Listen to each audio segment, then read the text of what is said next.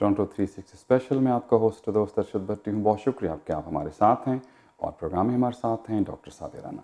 Doctor साहब doctor हैं, नहीं यहाँ पे भी हमने देखा, यहाँ पे जो बच्चे डॉक्टर बनते हैं बड़ा टाइम टेकिंग है ये, मतलब 7-8 साल से 9 साल तक चला जाता है।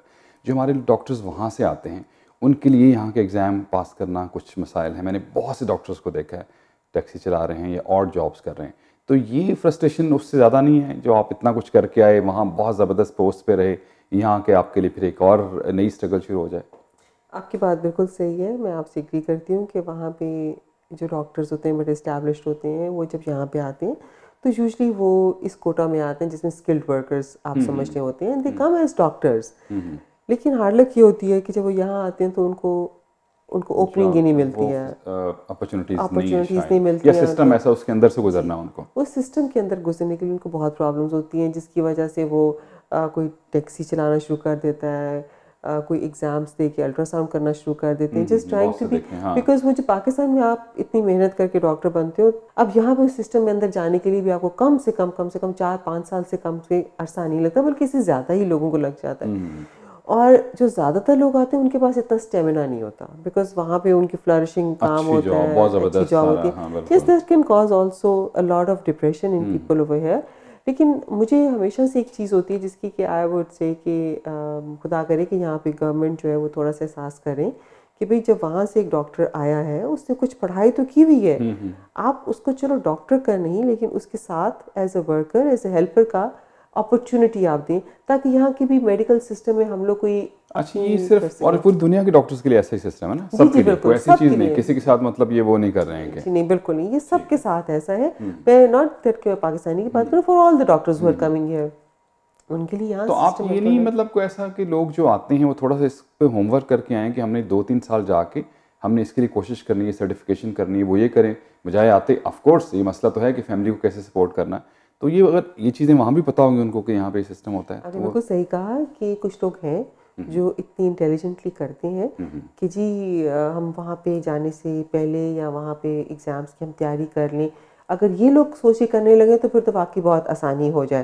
Then it will be very easy for them, यहाँ पे आए एग्जाम्स दिया, you get into the residency and get into the system. एक और जो कॉन्सेप्ट आया था अभी भी है कि हमारे बच्चे जो यहाँ जिन्होंने हाई स्कूल कर लिया वो पाकिस्तान चले जाते हैं, पाकिस्तान से वो मेडिकल की डिग्री लेते हैं, डेंटिस्ट्री की या MBBS की, एंड देन कम बैक, उनके लिए इजी हो जाता है। ये भी अच्छा ऑप्शन है या नहीं?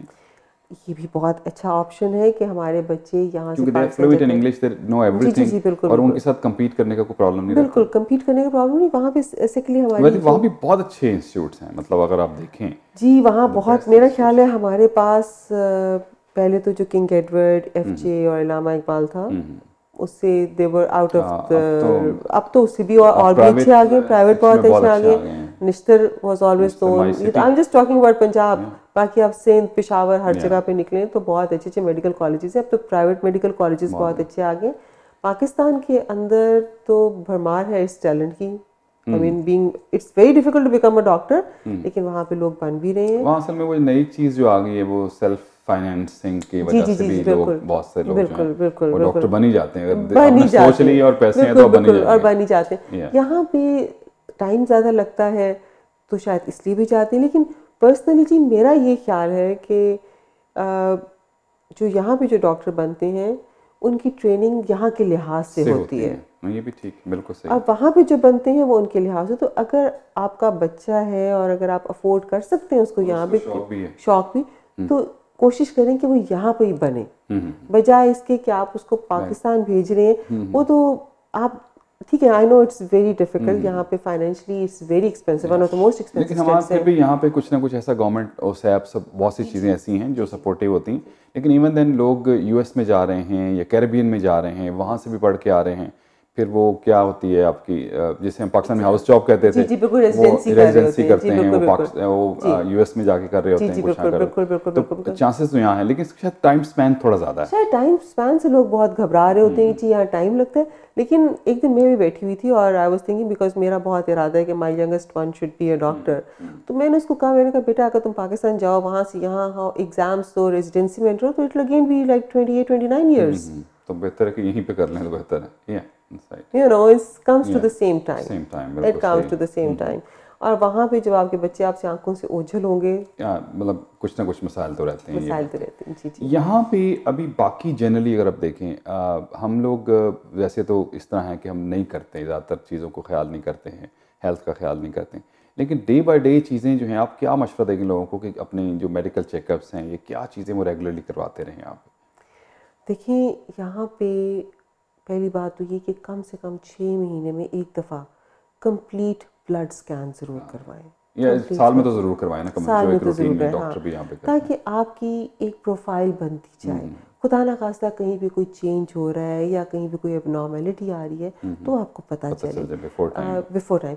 As far as from ladies point of view, from women point of view, मैं उनको ये ज़रूर कहूँगी, क्योंकि जैसे जैसे आपकी उम्र बढ़ती है, आपके हार्मोन लेवल्स जो हैं वो बहुत ज़्यादा इरेगुलर होते जाते हैं।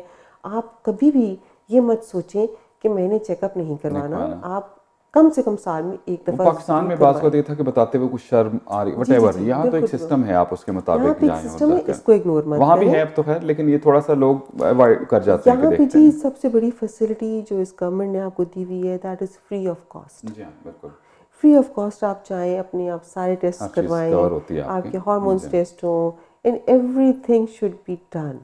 You should not sleep over it. यहाँ पे जितनी अवेयरनेस है, पाकिस्तान में भी अवेयरनेस हो रही है, लेकिन यहाँ पे बहुत ज़्यादा अवेयरनेस मैंने देखी है कि यहाँ पे आपको वो कहते हैं कि जी आपने ये भी करवाना है, आपने ये भी करवाना है, पेल्विक अल्ट्रासाउंड ज़रूर करवाएं, मेमोग्राम ज़रूर करवाएं।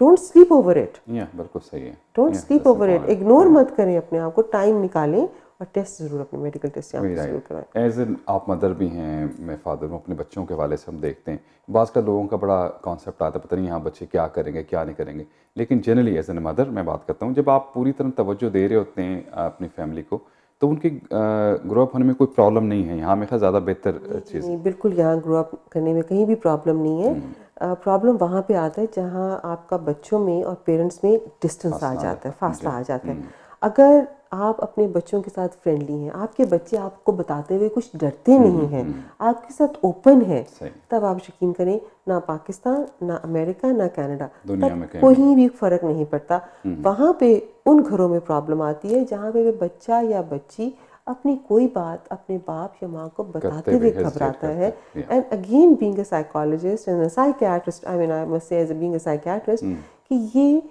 बहुत बड़ी एक रीज़न है जी जिससे हमारे अंदर साइकोलॉजिकल प्रॉब्लम्स आते हैं।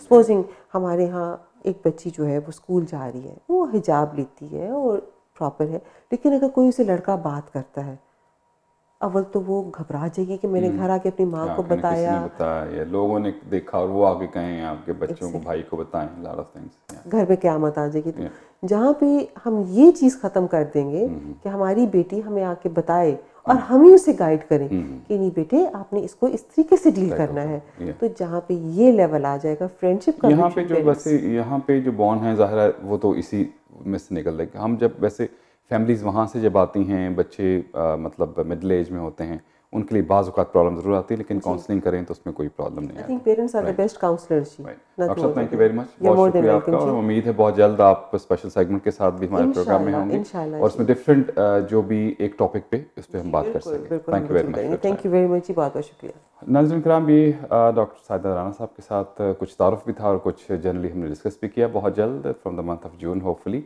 डॉक्टर साहब जो है एक सेगमेंट यहाँ पे करेंगे और उसमें आपकी फ़ीडबैक भी चाहिए, आप चाहते हो किस हवाले से गुफ्तगू हो, ख़ास अगर कुछ डिजीज़ पे बात हो या जनरल बात हो, आप हमें ज़रूर, हमारा ईमेल एड्रेस आप देख सकते हैं स्क्रीन पे, इस पर आप हमसे रब्ता कर सकते हैं या फ़ोन जो है उस पर भी रब्ता कर सकते हैं। हमें दीजिए इजाज़त, दुआ में रखिएगा याद, हौसला नहीं हारना, भर हौसला भी गौरने की चीज़ है, ऑलवेज फॉलो योर हार्ट, क्योंकि सब अच्छे की आवाज़। अरशद भट्ट को दीजिए इजाज़त, नेक्स्ट प्रोग्राम में आपसे फिर मुलाकात होगी। अल्लाह हाफ़िज़।